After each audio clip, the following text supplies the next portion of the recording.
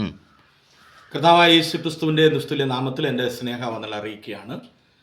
ഈ യൂട്യൂബ് ചാനലിൽ കൂടി ഈ സന്ദേശം ശ്രവിക്കുന്ന എല്ലാ പ്രിയപ്പെട്ടവർക്കും കർത്താവായ യേശു ക്രിസ്തുവിൻ്റെ നാമത്തിൽ എൻ്റെ വന്ദനം അറിയിക്കുന്നു. കഴിഞ്ഞ ചില ദിവസങ്ങൾക്ക് മുമ്പ് ഞാൻ ചെയ്തൊരു വീഡിയോയുടെ തുടർമാനമായിട്ടാണ് ഈ സന്ദേശം.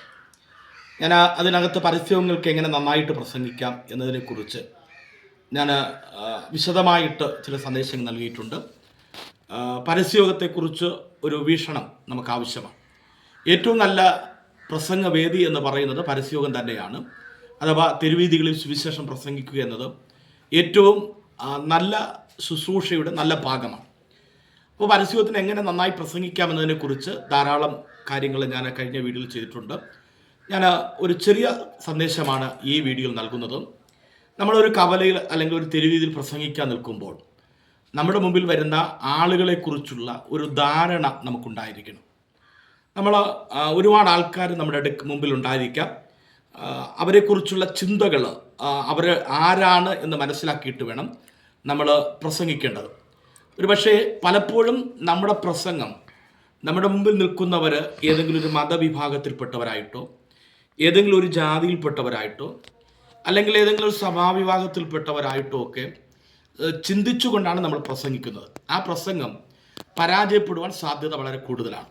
അപ്പം നമ്മുടെ മുമ്പിൽ നിൽക്കുന്ന അവരുടെ ജാതിയോ മതമോ വർഗമോ നമ്മൾ ചിന്തിച്ചുകൊണ്ട് അതിനനുസരിച്ചൊരു പ്രസംഗമാണെങ്കിൽ അത് ഒരുപാട് വികലമായി തീരുകയും അത് പ്രസംഗം നമുക്ക് വിജയകരമാക്കി തീർക്കാനും കഴിയത്തില്ല. എന്നാൽ നമ്മുടെ മുമ്പിൽ നിൽക്കുന്നവരുടെ ജാതിയോ മതങ്ങളോ ചിന്തിക്കാതെ മറ്റൊരു വിഭാഗത്തിലേക്ക് അവരെ കൊണ്ടുവന്ന് പ്രസംഗിപ്പാൻ കഴിയുമെങ്കിൽ നമുക്ക് വിജയകരമായി തീരും. നമ്മുടെ മുമ്പിൽ നിൽക്കുന്നവർ ഒരുപാട് പ്രശ്നങ്ങൾ അഭിമുഖീകരിക്കുന്നവരാണ് എന്നുള്ളൊരു ചിന്ത നമുക്കുണ്ടാകണം. അതിനകത്ത് മദ്യപാനത്തിൻ്റെ പ്രശ്നം അഭിമുഖീകരിക്കുന്നവരുണ്ട്, അതുപോലെ കടഭാരം അഭിമുഖീകരിക്കുന്നവരുണ്ട്, കുടുംബത്തിൽ സമാധാനം ഇല്ലാത്തവരുണ്ട്. അങ്ങനെ വിവിധ പ്രശ്നങ്ങൾ, രോഗങ്ങളുള്ളവരുണ്ട്, നിരാശയുള്ളവരുണ്ട്, മക്കളെക്കുറിച്ചുള്ള ആശങ്കയുള്ളവരുണ്ട്. അങ്ങനെ വിവിധ പ്രശ്നങ്ങളുള്ള വ്യക്തികളാണ് നമ്മുടെ മുമ്പിൽ നിൽക്കുന്നത് എന്ന ധാരണയോടുകൂടി ആ പ്രശ്നങ്ങളെ പ്രസൻറ്റ് ചെയ്യുകയും ആ പ്രശ്നങ്ങളുടെ അടിസ്ഥാന കാരണങ്ങളെക്കുറിച്ച് പ്രസൻറ്റ് ചെയ്തിട്ട് അതിൽ നിന്ന് വിടുവിക്കുന്ന ഒരു ദൈവത്തെക്കുറിച്ച് പ്രസംഗിക്കുമ്പോഴാണ് നല്ലൊരു പരസ്യയോഗ പ്രസംഗം നമുക്ക് പ്രസംഗിക്കാൻ കഴിയുന്നത്. നമ്മൾ മനസ്സിലാക്കുക, നമ്മുടെ കേൾവിക്കാരിൽ എല്ലാവരും തന്നെ, എനിക്ക് പ്രശ്നമില്ല എന്ന് പറയുന്ന വ്യക്തി ഉൾപ്പെടെ എല്ലാവരും തന്നെ ഏതെങ്കിലും വിധ പ്രതിസന്ധികളോ പ്രശ്നങ്ങളോ അഭിമുഖീകരിക്കുന്നവരാണ്. അപ്പോൾ നമ്മളവിടെ ചെന്നിട്ട് ഏതെങ്കിലും മതചിന്തകളെക്കുറിച്ചോ ഒക്കെ പ്രസംഗിച്ചു കഴിഞ്ഞാൽ അതൊന്നും കേൾക്കാൻ അവർക്ക് താല്പര്യം ഉണ്ടാകത്തില്ല. ഒരുപക്ഷെ അവർക്കത് ദേഷ്യം വരാനും കോപം വരാനും എനിക്ക് സാധ്യത. പക്ഷേ അവരുടെ പ്രശ്നങ്ങൾ, അഭിമുഖീകരിക്കുന്ന പ്രശ്നം, ആത്മഹത്യക്ക് നിൽക്കുന്ന ഒരു വ്യക്തി, അതിനെക്കുറിച്ച് ചിന്തിക്കുന്ന ഒരു വ്യക്തിയോട് നമ്മൾ ആത്മഹത്യയെക്കുറിച്ച് പ്രസംഗിക്കുമ്പോൾ, അതിൻ്റെ ഭവിഷ്യത്തുകളെക്കുറിച്ച് പ്രസംഗിക്കുമ്പോൾ, അതിൽ നിന്ന് വിടുതലിനെക്കുറിച്ച് പ്രസംഗിക്കുമ്പോൾ അവരുടെ ചിന്ത നാം പ്രസംഗിക്കുന്ന പ്രസംഗത്തിലേക്ക് വരുവാൻ സാധ്യതയുണ്ട്. അതുകൊണ്ട് നമ്മുടെ മുമ്പിൽ നിൽക്കുന്ന ആൾക്കാരഭിമുഖീകരിക്കുന്ന പ്രശ്നങ്ങളെക്കുറിച്ച് ആദ്യം മനസ്സിലാക്കുകയും ആ പ്രശ്നങ്ങൾക്ക് പരിഹാരം വരുത്തുന്ന ദൈവത്തിങ്കിലേക്ക് അവരെ നയിക്കുകയും ചെയ്യുകയാണ് നമ്മുടെ പ്രസംഗം.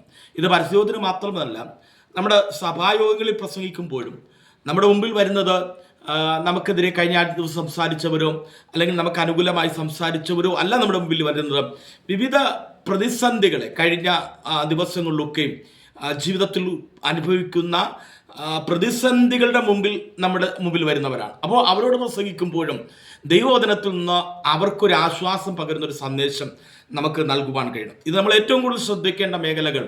ഗൾഫിലൊക്കെ വിദേശയാത്ര ചെയ്യുന്ന ദേവദാസന്മാർ ധാരാളം പേരുണ്ട്. അവിടേക്ക് ചെല്ലുമ്പോൾ നമ്മൾ ആരാണെന്നോ നമ്മുടെ പ്രവർത്തനങ്ങളെക്കുറിച്ചുള്ള അതിയായിട്ടുള്ള പ്രസംഗങ്ങളോ നൽകാതെ, അവിടെ ഗൾഫ് മേഖല എന്ന് പറയുമ്പോഴൊക്കെ തന്നെ ശ്രദ്ധിക്കേണ്ട ഒരു കാര്യം, മാക്സിമം 200 കിലോമീറ്ററൊക്കെ യാത്ര ചെയ്താണ് നമ്മൾ പ്രസംഗിക്കുന്ന പ്രസംഗം കേൾക്കാൻ കടന്നു വരുന്നവർ. മാത്രമല്ല നൈറ്റും ഒക്കെ ജോലി ചെയ്തും റെസ്റ്റില്ലാതെ അല്പം കിട്ടുന്ന ഇടവേളയിലാണ് പ്രസംഗം കേൾക്കാൻ വരുന്നവർ. അവർ അഭിമുഖീകരിക്കുന്ന ഒരുപാട് പ്രശ്നങ്ങളുണ്ട്. അവരുടെ ജോലി സംബന്ധമായ വിഷയങ്ങൾ, അവരുടെ സാമ്പത്തിക വിഷയങ്ങൾ, തൊഴിൽ ചെയ്തിട്ടും പണം കിട്ടാത്ത ഒരുപാട് പേരുണ്ട്.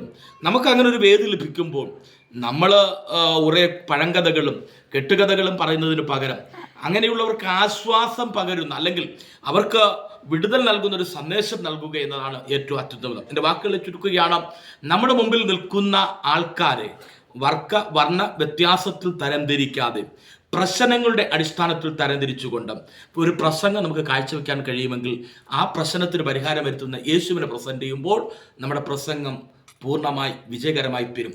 നല്ല പ്രസംഗരായി തീരുവാൻ ദൈവം നിങ്ങളെ സഹായിക്കട്ടെ എന്ന് ആശംസിച്ചുകൊണ്ട് എൻ്റെ വാക്കുകളെ ചുരുക്കുന്നു. ദൈവം നമ്മെ അനുഗ്രഹിക്കട്ടെ.